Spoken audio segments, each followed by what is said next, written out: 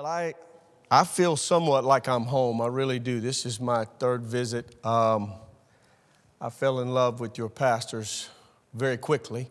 Kindred spirit. We do talk a lot. Love to hear his voice. He and Miss Peggy are always a great sense of encouragement. I don't need to tell you this, but he's the real deal. You know that. That's why you're here. And I wish that was more common than it was, so I honor you both. It is a privilege to be your friend, to walk through life with you, to trust each other. You have added to my life greatly, and I'm thankful for that. If Michael and Kara were here, I would say the same thing, but there they are. Okay, I'll say it. All right. I appreciate both of you and getting to know you better. Relationships are the economy of the kingdom. That's what we need. And we understand the importance of them. And so I'm thankful for those. I'm thankful for the relationships that we've had here. You've heard from these guys. They're a blast to be around. We have fun. We enjoy. We challenge each other. We strengthen each other. And I am so grateful for their relationships. And I am thankful for all of the playing and kidding that we do, particularly Darren and I. You know that old saying, if I had to call somebody, if I had a body to dispose of, I'd have to call Darren. And his response would be, well, how big of a car do we need? Where are we going? We are grateful for John and, of course, Dr. Cottle. I cannot tell you that it is such a privilege to be able to walk and talk with him. And I don't want to ever take that for granted. I don't ever want to stand here and share anything without letting you know how grateful that I am for that, the time that we get with him. You have to be very accurate in understanding the people that you're around.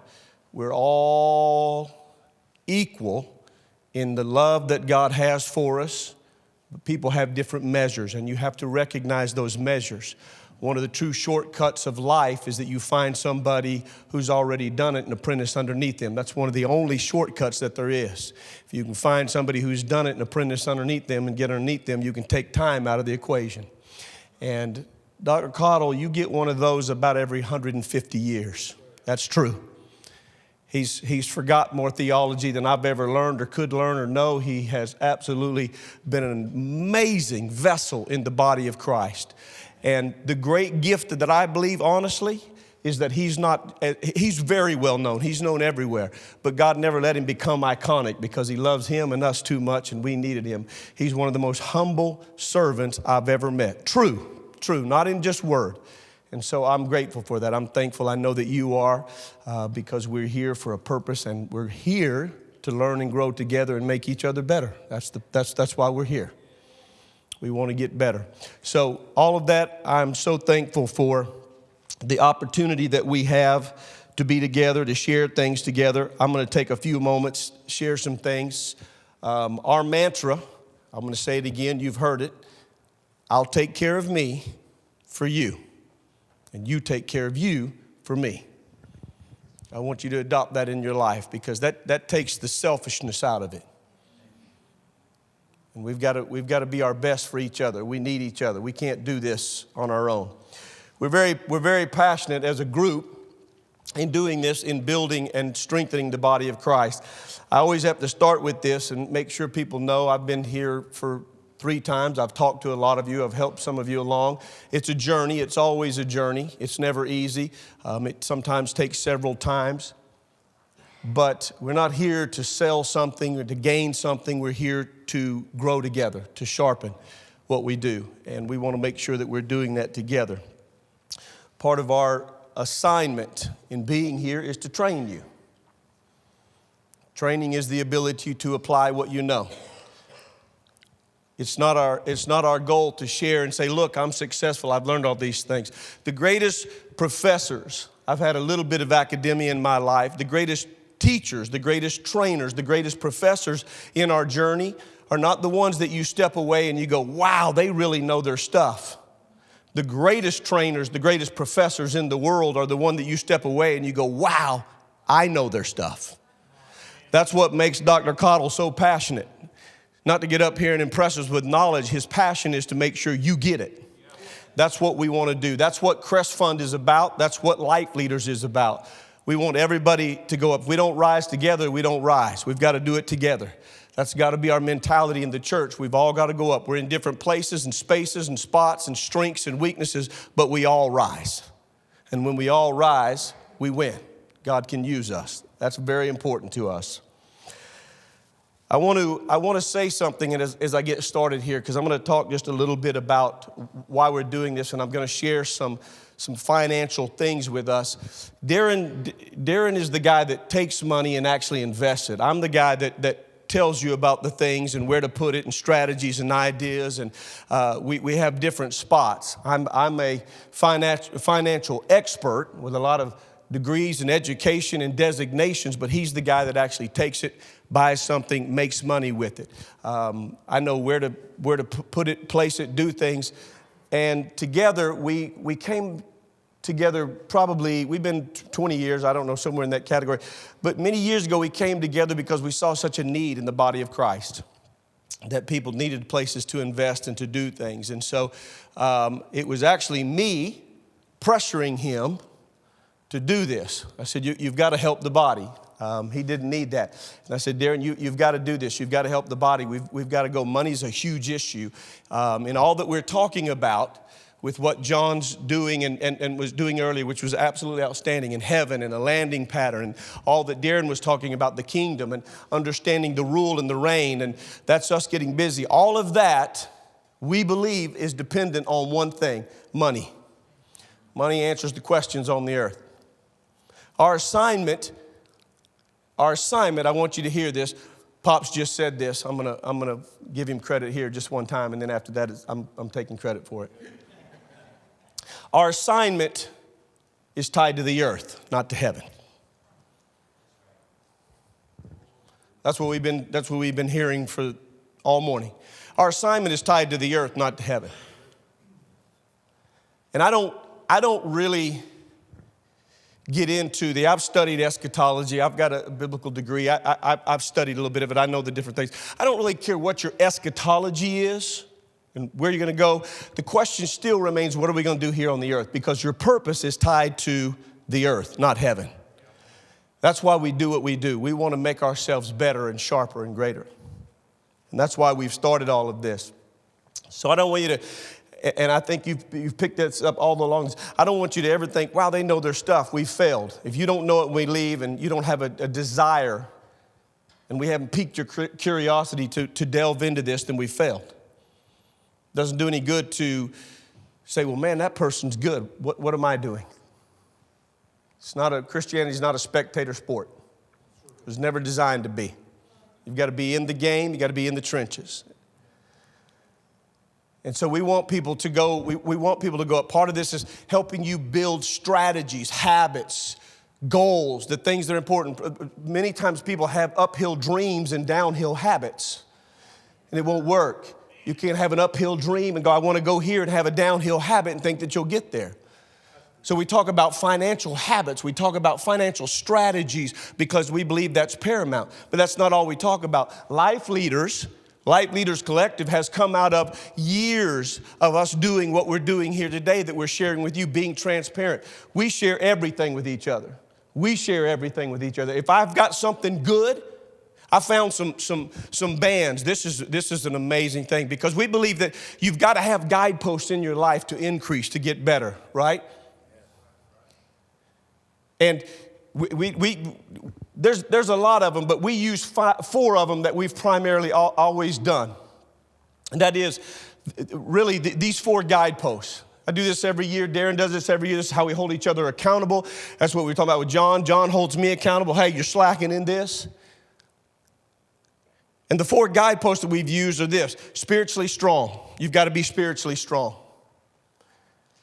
That's not you've got to know the Lord or have a biblical knowledge. That means, how am I walking out the revelation that I've been hearing? How are you going to walk out the revelation? How are you going to walk that out on the earth? I've got to be spiritually strong. I've got to grow in my knowledge, my walk, my understanding of God. I've got to be challenged in that. And I've got to constantly be after that, because otherwise we become older and more mature, and we know all the Christian language and Christianese, and we know the things to say, but we lose that zeal and that passion that says, I'm going to keep pushing towards God. You hear it sometimes, and I'm going to be a lot sweeter than these two. You know, I'm the sweet one. You hear a lot of times in marriage, well, you know, our testimony is we've been married 55 years. That's amazing. That's an incredible testimony. I don't take anything away from that. But I want to see you chasing her around the room like Pops used to do. That's our goal. Like Pastor David looks at Miss Peggy with that twinkle in his eye. I've seen it. I'm watching you. We don't want to lose that zeal, that love. How do we constantly keep that up? We've got to spur that on in each other. Encourage that it grow in the Lord. Are we growing spiritually in the Lord? Are we maintaining? Or are we growing spiritually stronger in the Lord? That's one of the first guideposts we do every year. How do I get stronger and better in my relationship with the Lord?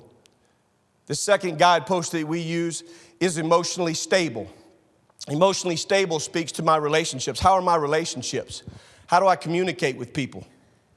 Am I honest? Am I sincere? Am I open? Do I know how to communicate? Do I know how to talk? Do I know how to cry? Do I know how to laugh? Am I emotionally stable? We have too many emotionally unstable people on the earth that cannot deal with loss. They cannot deal with victory. They cannot deal with pain. They cannot deal with suffering. They cannot deal with victories. We have to process those things together. It speaks of our relationships. Anything that you make private that nobody else knows about becomes the enemy. Neglect is the ally of the enemy. Neglect is the ally of the enemy. Anything you neglect in your life, the enemy will use against you. And if you neglect it and you hold it and you keep it and you don't share it, so how are your relationships? How are you emotionally? Can you process? Can you talk? Or do you hold it in? Are you a big boy, a strong man, and you don't cry? Because that's not healthy. We have to learn to process that. We need each other. Sometimes you got to yell. Sometimes people scatter at the room when I go to the office and visit Darren because we scream and yell. We stop throwing things. We're getting more mature. Especially since that dent in my head from that stapler he threw. No, I'm just kidding. I moved out of the way. It didn't get me. How do we process those things? You got to learn to fight. You got to learn to be angry and sin not. That's 2 commandments. Be angry. Talk. Get it out. Don't hold it in. Don't be a powder puff and say, oh, I just love the Lord. Sometimes you got to fight things out. Talk them out. You got to have those people in your life. You have to have those relationships in your life. We want people that we can really, if you don't have a safe place for dangerous conversations, you're in trouble. You got to be able to say, hey, bro, I'm feeling this right here. I'm thinking this. Hey, I'm really dealing with lust. I'm really dealing with whatever it is that you're dealing with. Because the moment you take it in, you try to deal with it by yourself, you're in trouble. You got to be emotionally stable. Third, you got to be financially responsible. You got to understand money, finances. They're too important. We're going to talk about that in a minute. But you got to be financially responsible. How do you handle money? How do you manage things?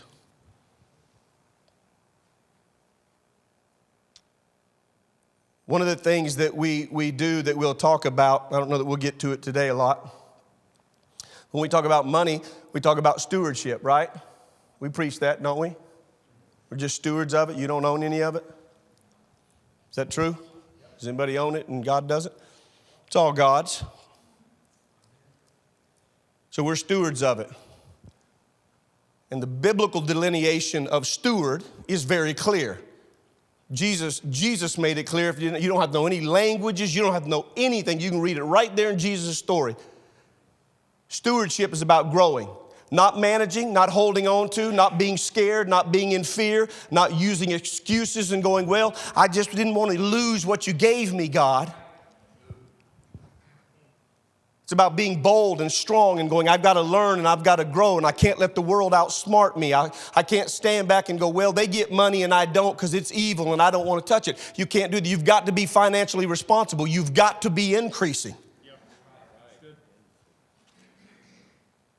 If you can do better, this is another question we ask, if you can do better, should you? If you can do better, should you, or should you just go, no, I'm good like this? I'm just holding out until the mothership comes over and sucks me up, and then I'll be out of here and all the world can go to hell in a handbasket. What a beautiful message to bring people to church with. Got to be financially responsible. And fourthly, and here's the best one, it's very popular. This one will go over really well. You got to be physically fit. Now let me stop, because that one always gets met with resistance because it's meddling. And you tell, well, you don't know my physical condition. I didn't say health because health is an ambiguous term. I said physically fit because physically fitness means there's an engagement. And Jesus said if the kingdom's going to advance, it's going to advance through a bunch of pansies who stand back and pray. No, wait, that's not right. That's a different version. He said it's going to engage with what? You've got to engage it with, we can translate it real easy, physical fitness. There's got to be an energy.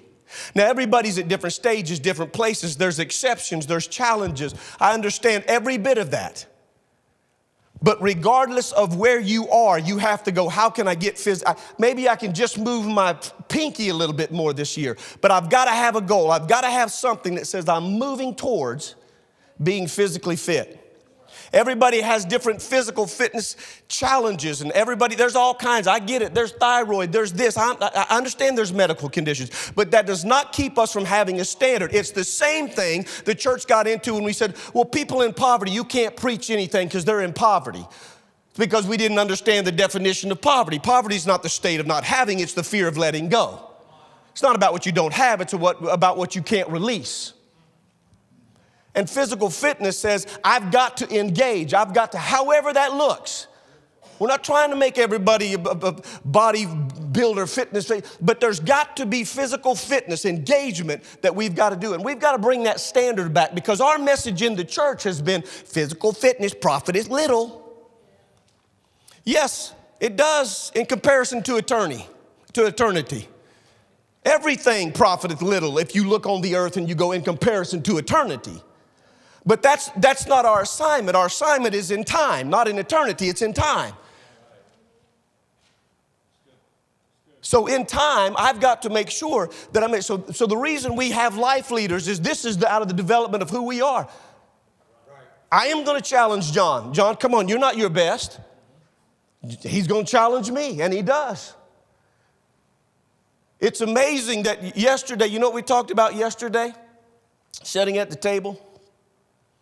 This was Pops and I, when we were waiting on these two slackers. We're always waiting on them. They're the weak links. They just always pulling us down. See how we pick at each other. We were sitting down there, and I don't know, a couple of years ago, I found these during COVID when the gym could do. I found these bands, and I started working these bands, and I said, I got to have some kind of resistance, something to do, because every year I go, how can I get my physical fitness? How can I keep it moving? And so I was talking to Pops, and I bought some bands and gave them to him. I said, Pops, these bands will help you. He was at the table, and you know what our conversation was? He goes, those bands really helped me, Don. He said, they got me going back so I could get back in the gym. He's going to turn 89 years old this year. And we're talking about gym. Then he said, what do you do for exercise? What do you do? Because I lift this and do that and pull this. I thought, that's it. Listen, he didn't stop last night because he was out of information. He stopped because we're getting glassy-eyed and tired. He didn't stop for him. We didn't leave here because of him. We left here because of us. We was tired. That's what I'm talking about. That's what we want, to challenge each other. Don't shrink back from stuff that hurts your feelings or bothers you. We're all in different levels. Some of us, we can go through none of us are perfect in all these. I get most of my spiritual strength from over here. Help me get that. Doesn't mean I don't get some from there, but we have strong areas, but we've got to learn to develop these things. If you could do better, should you? Absolutely. We always should. And nobody wants to make the journey alone. We want to make it together. We want everybody to rise. That's the purpose of this. That's called That's good. That's called meddling right there. I do realize that. That's called, I was just meddling. That's an anointing of meddling. I was meddling in areas that you shouldn't be. You shouldn't meddle in people's finances. You shouldn't meddle in their physical issues or their, I get all that. Relationship, you're not supposed to meddle. You're supposed to preach up here. But I'm a meddler. I like meddling. Yes, thank you. That's what Life Leaders is about. Every time, and this is what I want us to build in the church, because so much of our relationships, I hope everybody's all right. These guys have been talking real talk. I'm just going to talk real talk for a minute. I'll get into some real deep financial stuff here in a minute. I'll give you all the secrets in about 30 seconds, and you'll be millionaires at the end of this, okay? Here we go. Here we go. So just let me talk for a minute, and I'm going to give you the secrets, and you'll be there. But we've got to learn more than just this Bible talk that we have. I'm not saying that's not important. But some people, you know the old saying, if you're so spiritually minded, you're no earthly good. We've got to be able to function. I had a friend of mine in Texas. His daughter was getting ready to dating this guy, and they were thinking about engagement. And I said, well, what do you think about him? I said, is he a good guy? He said, man, he's a good guy. I said, does he know the Lord? Does he love the Lord? He goes, he does. He goes, but he will not ever talk about anything other than God. He said, what do you think about that? I said, whack job, throw him out. True story. Guess what? He turned out to be a whack job. Wasn't very hard to read. If you can't talk about weather, football, something, shoes, something's wrong.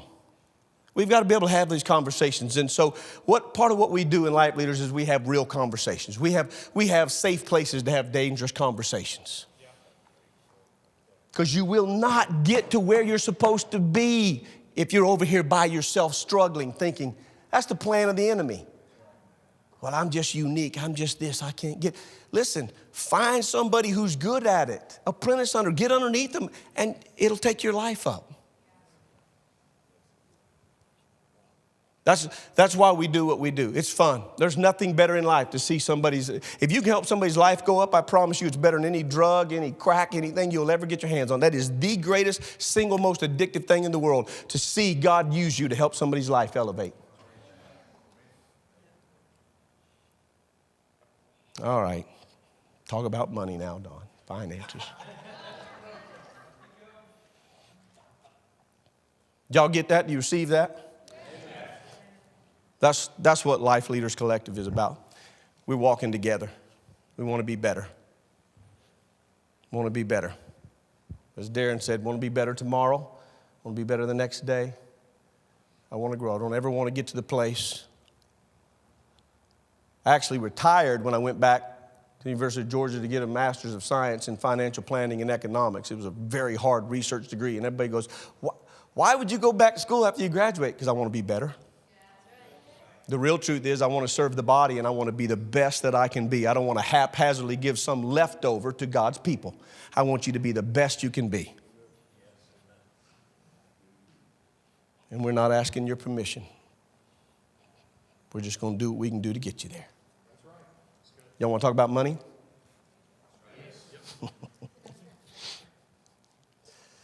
All right, I'm going to pull this board up. Can I do that? Was that mess anything up? Pastor Michael? As I'm doing it, I'm asking permission. Is it okay? That's why I asked Pastor Michael. He's so sweet. He said, I want to make sure. Can everybody see that? I know that I might have pulled it up a little too far. Okay. I'll just move it all around. I'll just pull it with me. Is that good?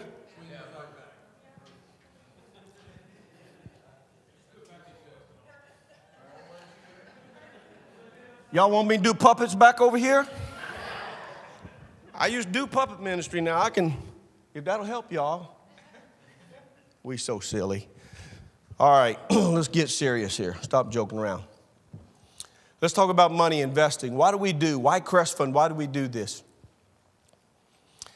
Because we've all seen stuff go through the church, right?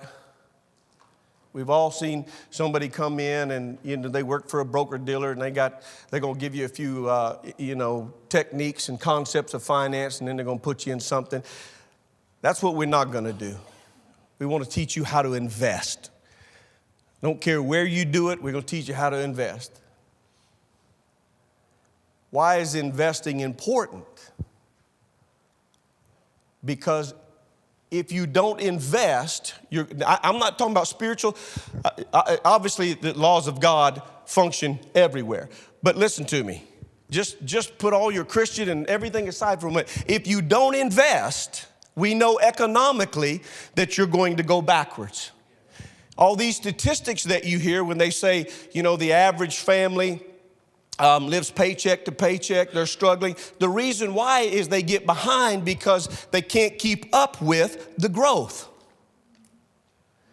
If you get a 3% raise and we go up 6% cost of goods, you're going backwards. So investing is the one tool that can help you to overcome going backwards. We have a very strong saying in economics, and it goes like this. If you want to take somebody from lower class to middle class, you show them how to save. And if you save money and you learn to save money and pay off debt and save a little bit of money, put it aside, get your debt paid off, we can take you from lower class to middle class. But if you want to go from middle class to upper class, you have to invest. That's the only way we can get you there. And so what happens is, in the church, we got very spiritual. Somebody asked me a very good question. He said, hey, did you build your wealth? Was it sudden? Nope, long runway. Because what we look for in the church is God to transfer that money over to our bank account. And you guys do know. Tell me what you want to believe, and I'll find a scripture, and we'll put it on it, right? You can make the Bible say anything you want to. We know that. So the wealth of the wicked stored up for the righteous. I'm righteous, therefore the world's wicked. Their money's going to get transferred over to me. That's not even remotely close to what that's about. Not even remotely. And we wait for God to airlift that over to our bank account. But the problem is we haven't learned how to steward it. The whole journey of the children of Israel from Egypt to go to the promised land where God said, now, you've lived in a land of not enough. That was Egypt. You've lived in a land of not enough. I'm going to walk you through, and they lived in a land of just enough, where God said, I'll provide. I'm going to teach you faith. But my ultimate goal is to get you to the land of more than enough, where you can share. When you get in the land of more than enough, whatever you want, you can plant. That's what he said. You want some leeks? You want the leeks that they gave you back there? Just plant them in there. You can have onions. You can plant those. You can get corn, potatoes, take that seed and put it in. That's the land of more than enough. And the whole picture of that, which is a picture of our walk with God on the earth, that we start in a place of Egypt, in the world thinking. And God said, the first thing we got to do is start walking Egypt out of you. You got to start working that thinking of not enough, that it's not enough. God's not enough. That's the lie of the enemy. It's not enough. I need some kind of system or somebody to sustain me. And he said, you start walking, and once you start walking, I'm going to show you that I can provide for you. But that's not it. That's not it. That's where the church has been, walked out. And the amount of time had nothing to do with God, it had to do with the people. God said, do you want to walk 40 days, 40 weeks, 40 months, 40 years? What do you want to do? It's up to you. But I can't let you go into the promised land with that Egyptian thinking, because you'll think it's about you rather than me, and you won't understand stewardship. You won't understand where the seed came from, and you won't understand what to do with the excess. You'll think it's about you. So God's been walking us through a journey going, okay, God can provide all my needs. Now he wants to go, what can you do with the excess? And under the old theological thinking that they were talking about here, when I'm going to heaven, I don't need excess. Right? Can't take it with us anyway. And we haven't understood legacies. We haven't understood wealth transfer. I don't want to die and leave my wealth to my children. I want them to walk with me and transfer it. And one day I'll just walk into glory and whatever else I'm going to walk into that God has for me, and they can manage it and grow it. The first thing that we start teaching people when we start helping them understand money is that here's what a godly steward thinks. I've shared this with you before. I'm going to repeat it. That whatever comes to me, you got a dollar? Darren, I'm a little broke today. I don't have no money. Just $10. Get that right back to you.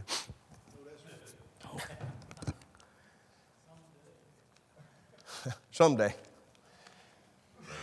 If God brings me this, doesn't matter how it comes, right? Y'all look confused. God is our source. I must have your attention because y'all are suspended. If God brings me this $10 through my job, through a gift, I tricked my brother out of it, however I got it. A godly steward takes this and says, that is the least it will ever be in my hands. It will never be less than $10 in my hand, Lord. That's the expectation that God has for us. We don't apply it to money because when we read that story with Jesus, we put it with everything else and treasures and talents, but it includes everything God gives to you. Your talent, your ability, your money, you name it, he wants a return. He does not want you to manage it. And so everything that comes to you, the first thing you have to shift in your thinking is that everything that lands in my hand, I look at it and go, thank you, Lord, that's from you. That is the least it will ever be in my life. I will grow it and I will increase it. And then therefore, when you say, now, I want you to take that I gave you and move it over here. No problem, Lord.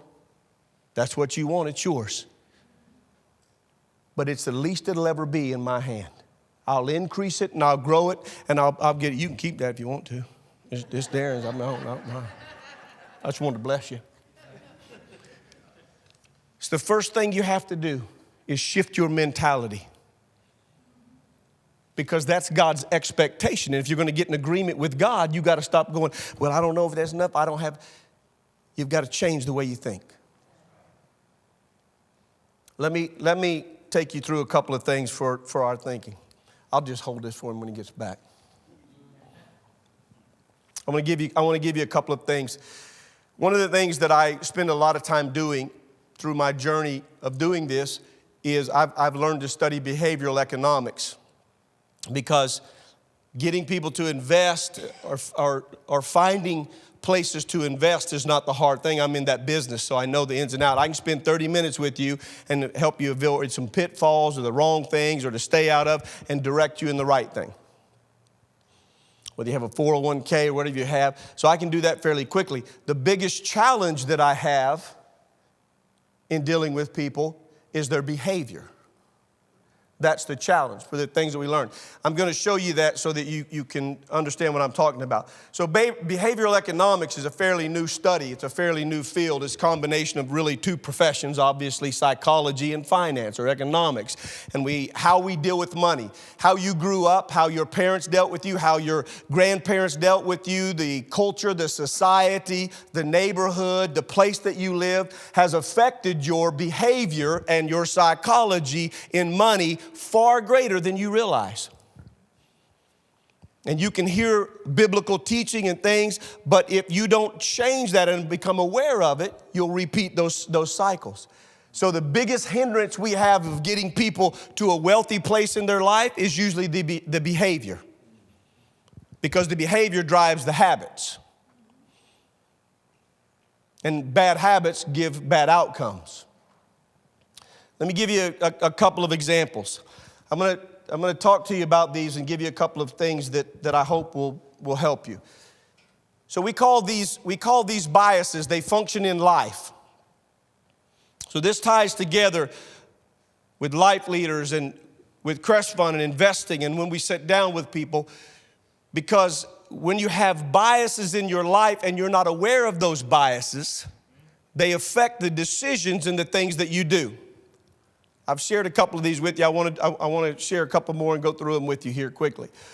One of the first ones that we deal with is loss aversion. Loss aversion.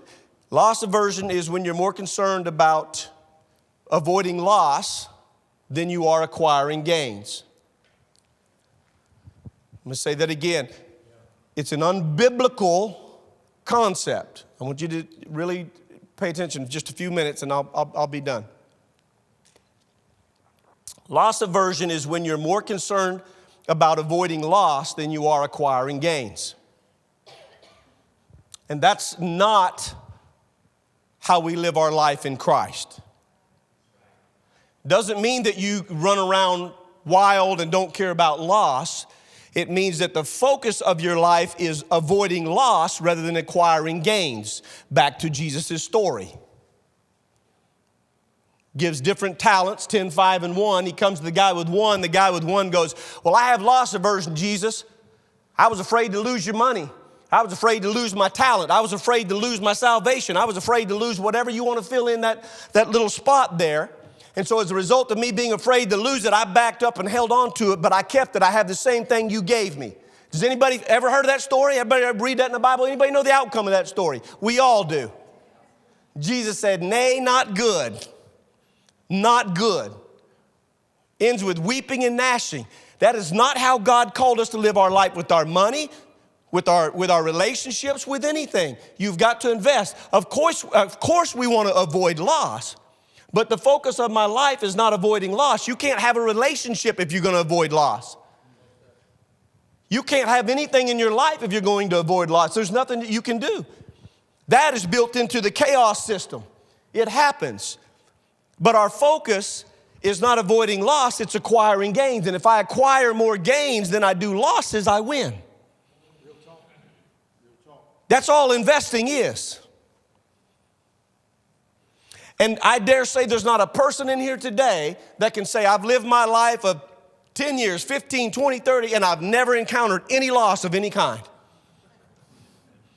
If you are here, I need you to come to the front when I'm done and pray for me, to put your hand on me and pray for me. You are the exception to the rule.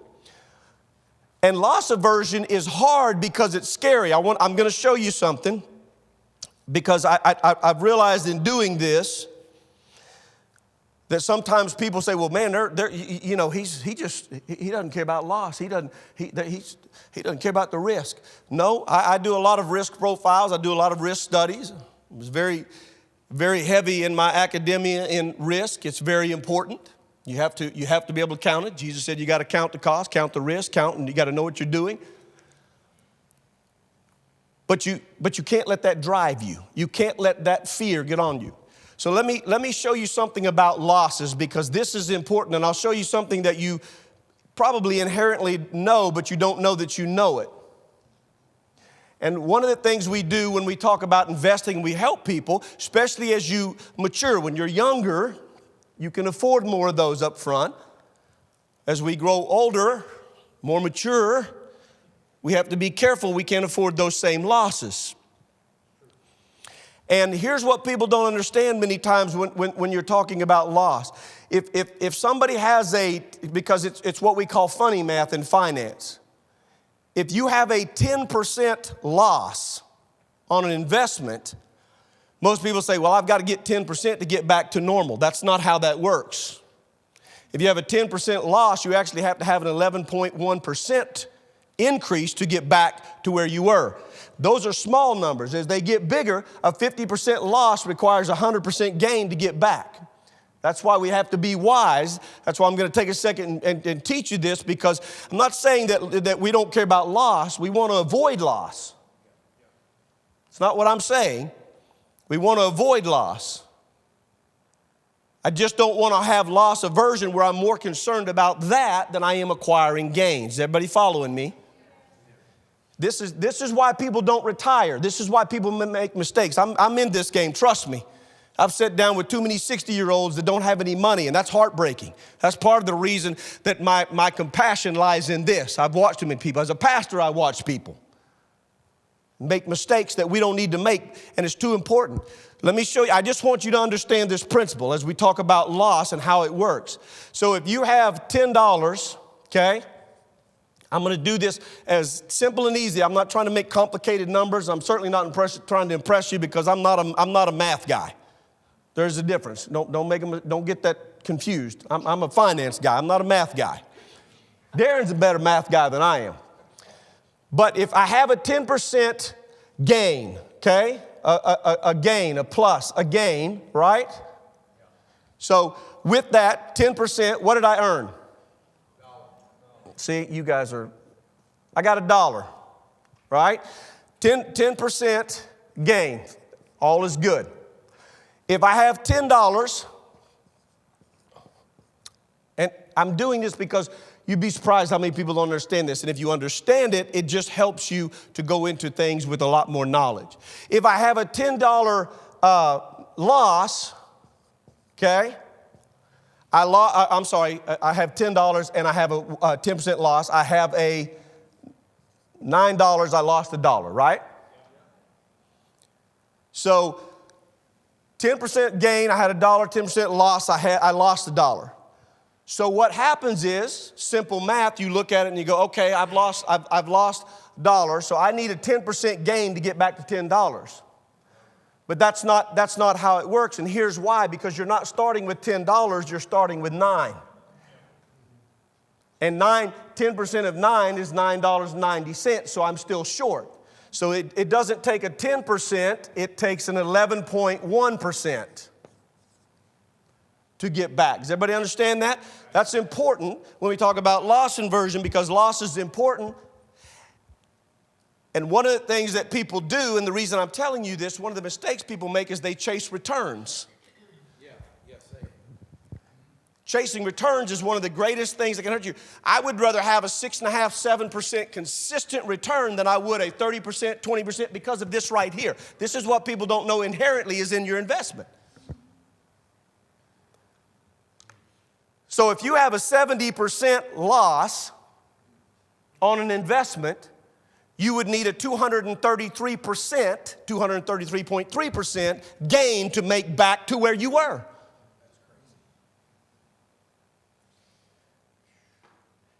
Why are you teaching us this? 2 reasons. That's why we started Crest Fund, to help people balance it out. We're not trying to get all your money. We're not trying to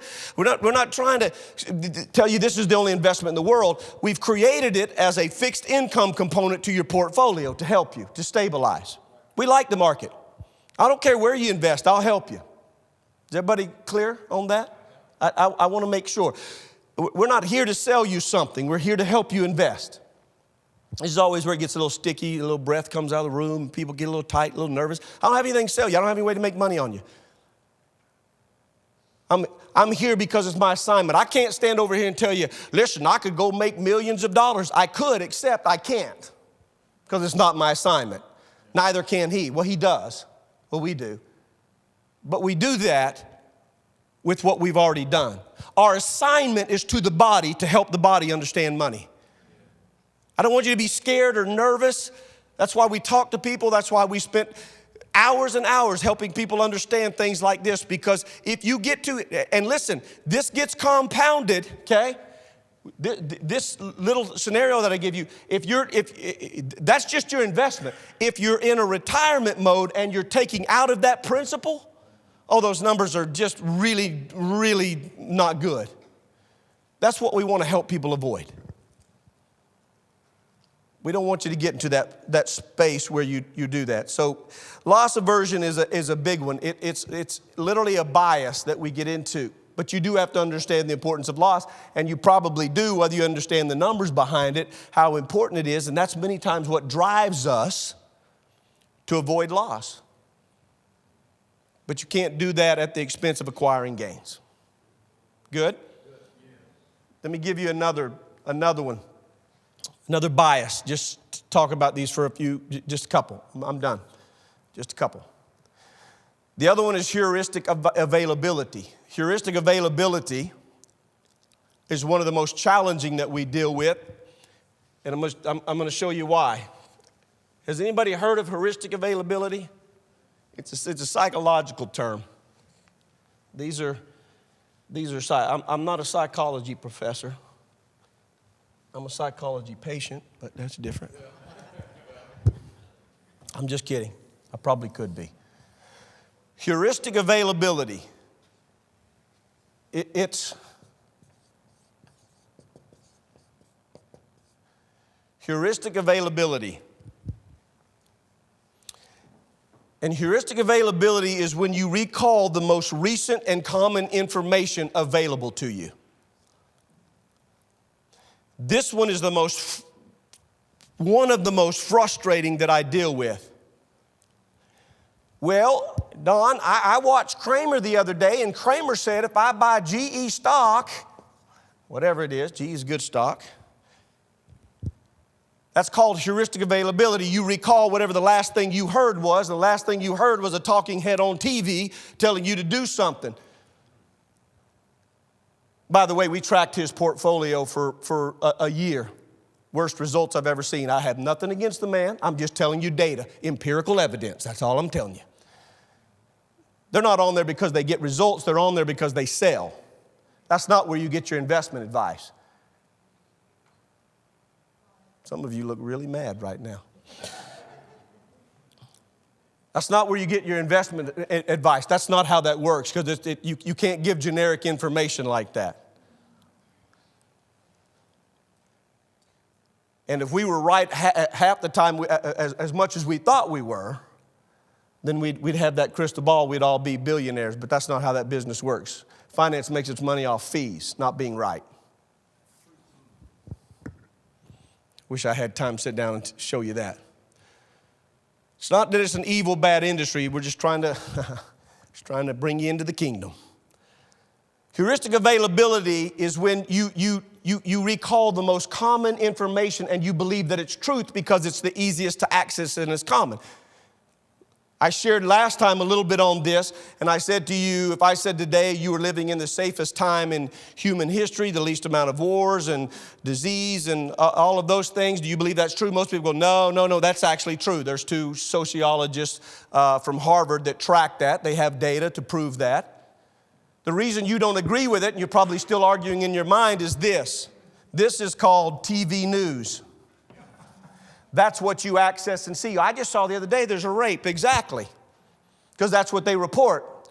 Because to get on the news and go, hey, we're having a fair this week. We're going to have candy apples and some good old people are going to be there with knitted sweaters. Nobody cares. But if I can tell you about somebody dying or something tragic or something, you can recall that. Heuristic availability will fool you into thinking the most common, easy information. And listen, I'm not even going to go down the politics road with you. How completely embarrassed I am at the Christian community on both sides. I don't care what you are. We made a debauchery of that.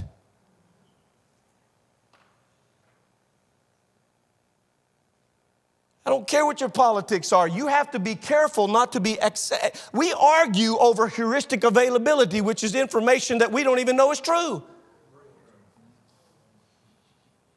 Now, I'm not telling you not to watch your television. I'm telling you to be mindful. And if that's feeding you more than God's word, I hate to sound old-fashioned here, but if that's feeding you more than God's word, you're in trouble. You can't live in the kingdom and think that your information is going to be fed here. And heuristic availability is what I deal with the most. Well, I heard gold, I heard silver, I heard this. And you know, if things go wrong, I want to hold on to my gold.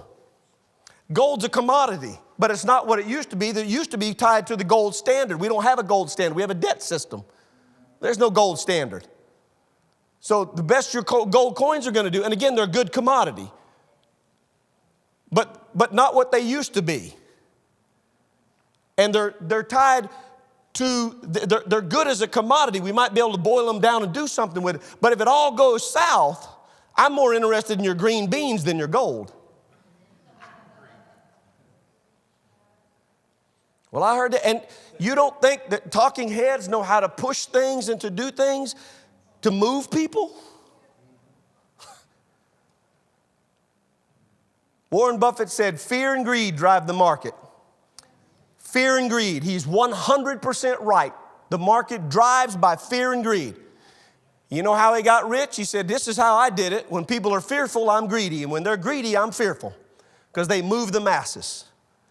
All we're trying to do is to get you to realize that you can invest, do things without falling into this trap. All right, one more. I got to stop. Sorry, I'm going long.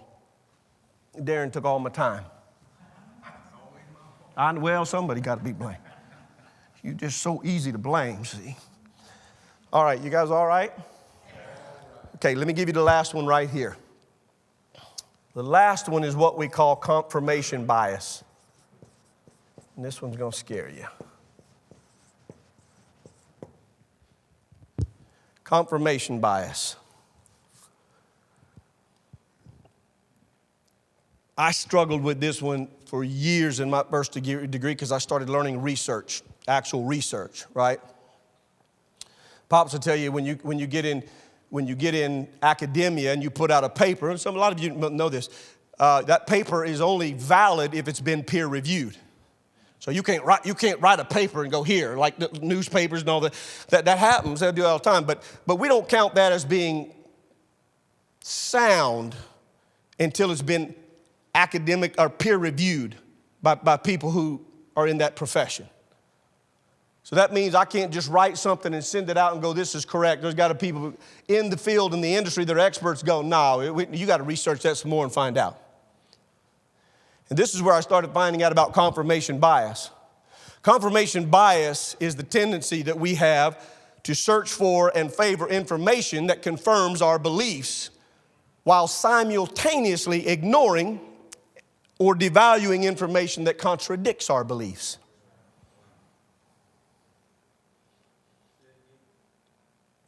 Confirmation bias refers to our tendency to search for and favor information that confirms our beliefs while simultaneously ignoring or devaluing information that contradicts our beliefs. So if you are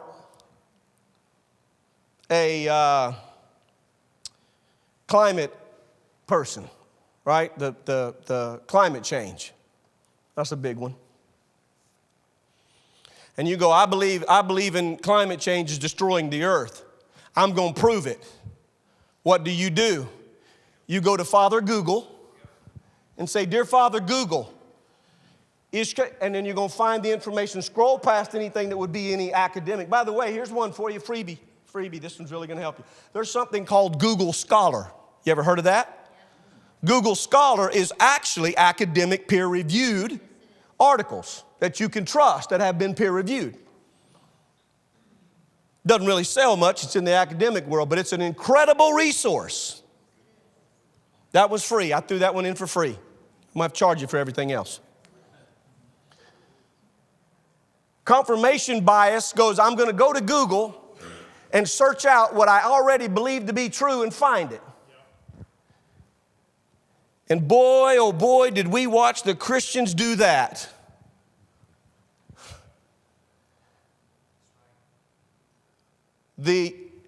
Listen, God's bringing this stuff to the front because He loves us. That's what He does. He brings things up in us, right? That's the whole, you know, the whole thing about gold. That's what a goldsmith does. Goldsmith, heats up the gold and so it gets hot, and he pulls off the dross, and he knows that it's got pureness in it when he pulls all the dross, and he can look down and see his reflection. That's how he knows it's pure. And that's what Jesus does. That's what God loves to do. He loves to put us into fire, and when that fire gets hot, he skims off some of that stuff, and he looks down and goes, I can see my reflection. You're getting better. So he let us go through a pandemic and a political debauchery so that we could literally see how we do things. And we ran to Google, and whatever they fed us, that's what we believed, and we argued and divided over. Don't look at me in that tone of voice. By and large, we were divided. You got to get the shot. No, you don't. It's of the devil. Don't act like y'all wasn't in that. Trump's going to rise again as the greatest president. He's the devil.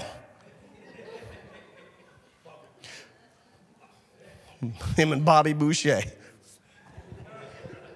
It divided us. It was the biggest dividing thing I've seen in my lifetime almost.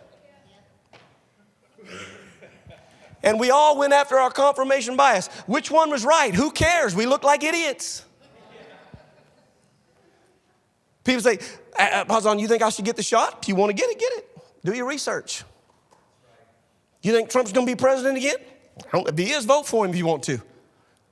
The point is that we took confirmation bias to a new level.